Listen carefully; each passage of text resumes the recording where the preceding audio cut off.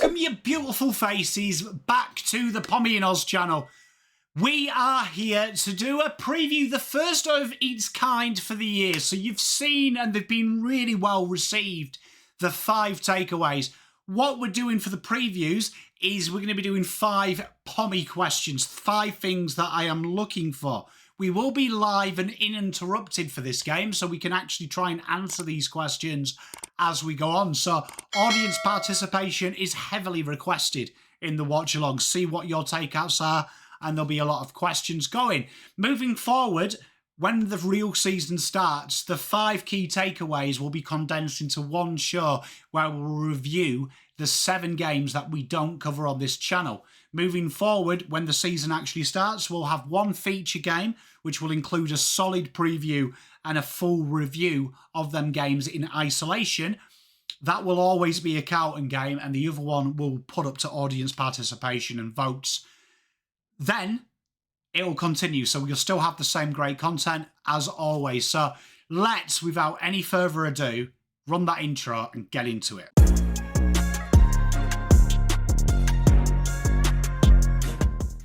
So, pre-season games, a game where really we're not looking at the score, we're not looking at anything linear like that. We're looking at the intricacies that really do build the blocks to win a flag.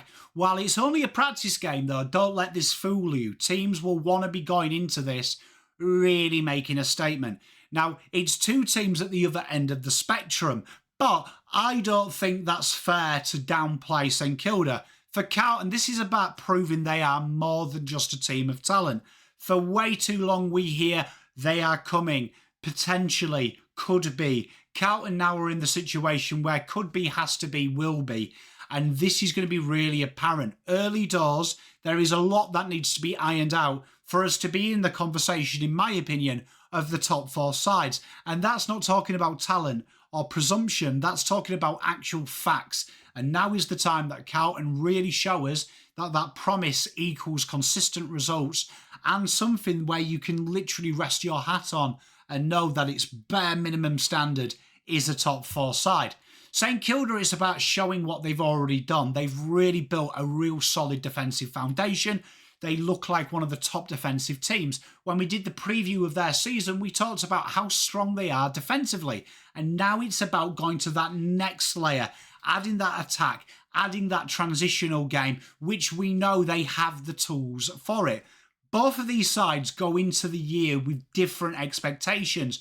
You would say Carlton should be challenging for the flag. Whether you agree or you disagree with that, that is where age, experience, and all the signs point to. It's a flag. That's where their end destination is.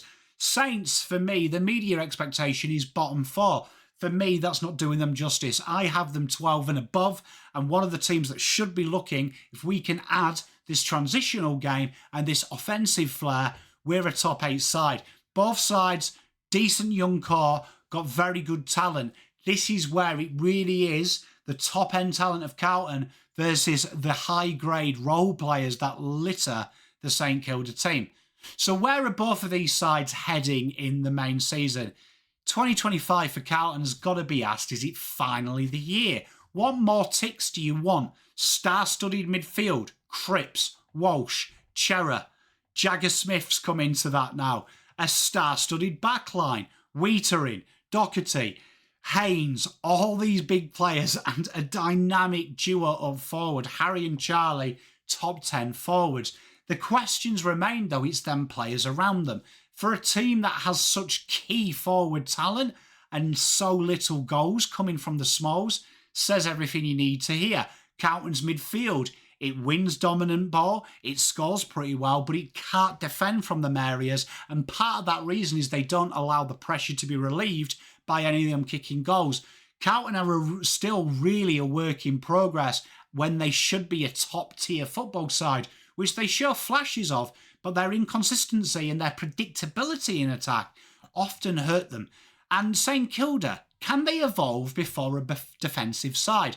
We know Ross the boss is a master at creating teams that are impossible to break down.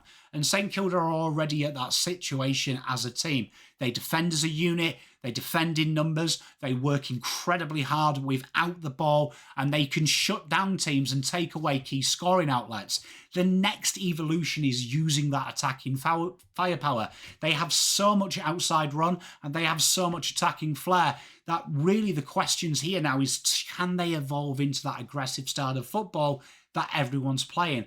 I'm a big advocate that defence wins championships, and they have definitely focused on that. Now it's, can they add that attacking layer without eating into that defensive layer? So some of the key things I'll be looking for is, can the ball movement be quicker? Will they look to spread faster? Can they generate more inside 50s? And can they look a little bit more dynamic as they look to slingshot and attack with numbers like they defend in numbers? All these questions will be the things we're looking to answer to the game. So let's get stuck into the 5 things I'm watching. And the first one I'm watching is, how do Carlton respond to teams that spread and are incredibly hard to break down? We know St Kilda's one wood is their defensive structure, and they've got players like Naz, Jack Sinclair, Brad Hill, who literally drive them off the back half by run and carry. Carlton's defensive transition has been probably not as good as it should be with the tools at its disposal. It has held up well defensively, but it often scrambles that counter-attack as opposed to looking more measured. So for me, this is a really key avenue here, is how do Carlton respond to a team that I predict are going to be a little bit more aggressive and be a bit more direct? How do they set up behind the ball? How do they set up without the ball in hand? That is going to be key, particularly off halfback when the opposition have it. Carlton are kind of like, if we don't make the tackle and you get it out, that corridor quick kick and then that switch, it's game over. So this is going to be a real element here of, I want to see how Carlton defend without the ball when it's deep and we've missed an opportunity.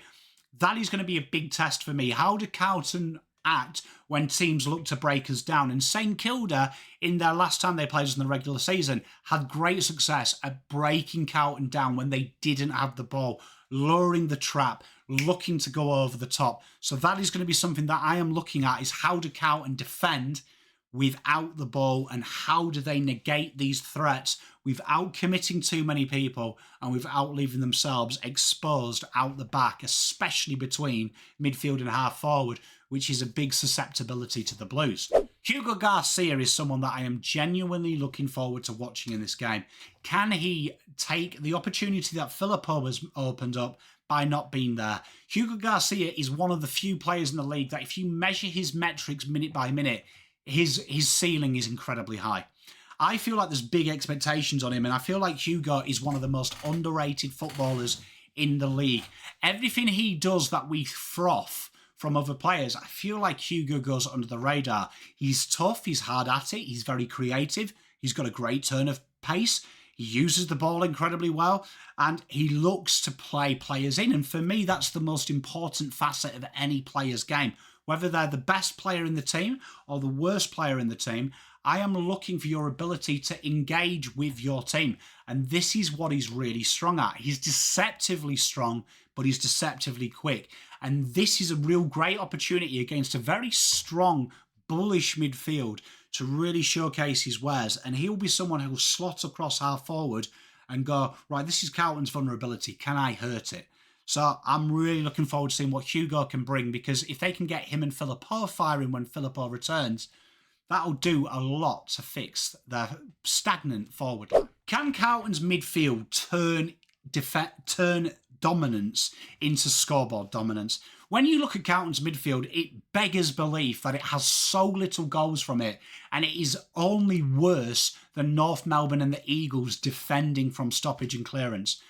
Cripps, Walsh, Chera, Hewitt, Jagger Smith now, Akers swinging in from the wing, Doherty. It makes no sense how we don't talk about this midfield in fact, as opposed to hypothetical, as up there with your Brisbanes, your GWSs. Because the truth be told, individually it is, but when it's together, it is so incohesive, it hurts.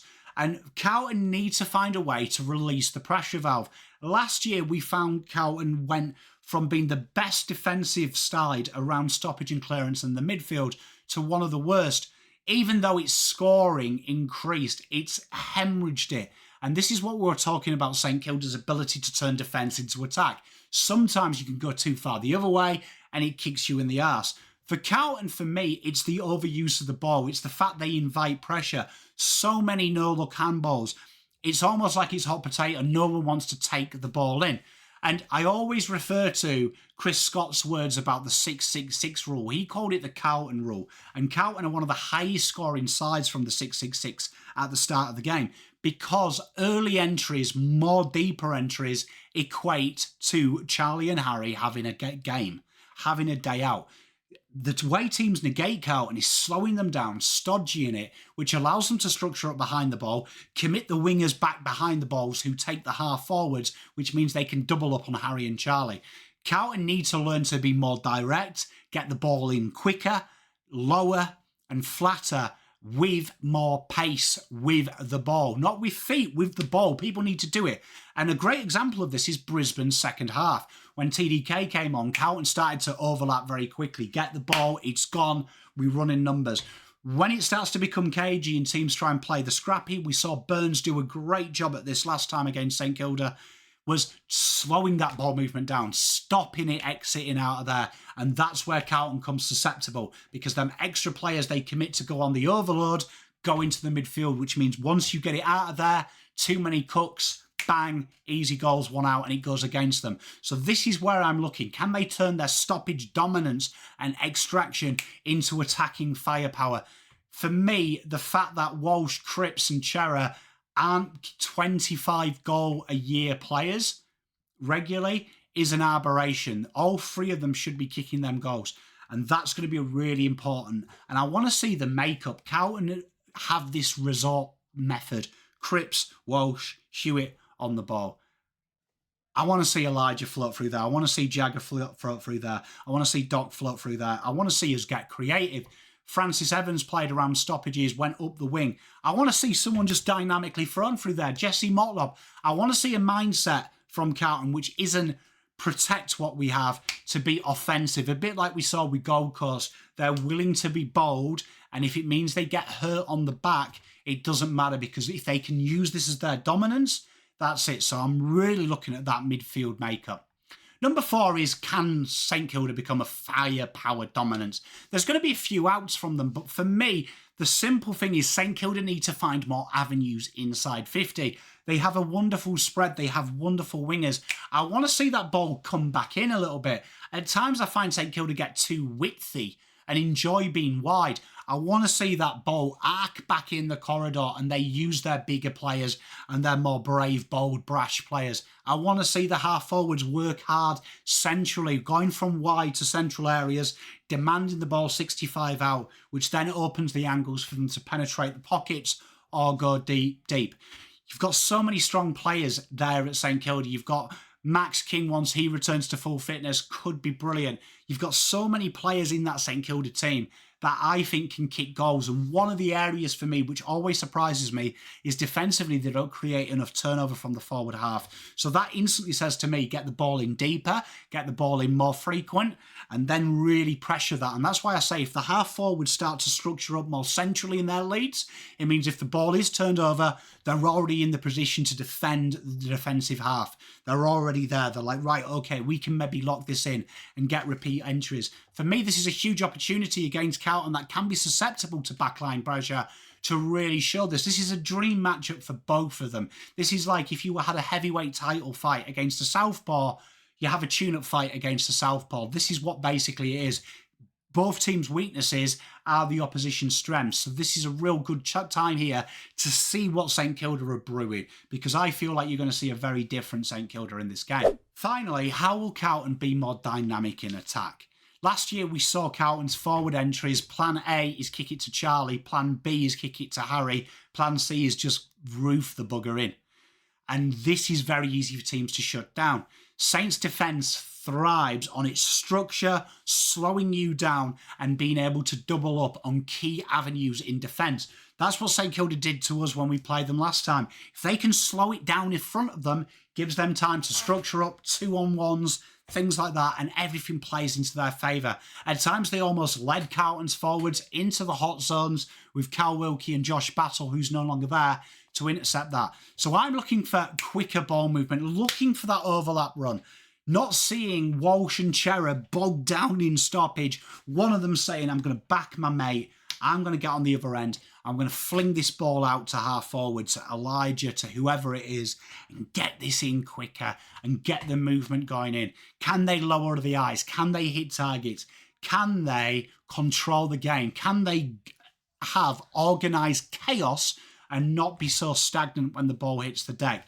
Plenty of times last year when you see the best smalls in the competition, your Charlie Camerons, your Keziah Pickett's, they make space for their forwards, because what it means is when you're a defender, you can't just lock down Pickett because you've got to worry about a key forward. Carlton have got that luxury that Charlie and Harry are players that require two players to go on them. So we want our smalls here to say, right, okay, I'm probably on a one-on-one here. I'm going to lead out twice to the half forward. I'm going to take this mark. It's going to create space in behind me. It allows Jesse or whoever it is to go in there, but it also allows Harry to go in there. And with Carlton only having one key forward in this game that is game ready in Harry Mackay, I feel like this is a great opportunity to iron out that negativity in Carlton's game plan. Really looking forward to seeing that.